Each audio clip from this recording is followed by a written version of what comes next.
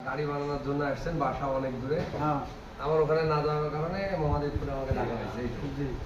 তো এই যে আপনারা যেটা যেটা বলছেন, মেমোটার কাছে দাও, যেটা যেটা বলছেন সেইটা আমি হচ্ছে আপনাকে দিচ্ছি, তাই না?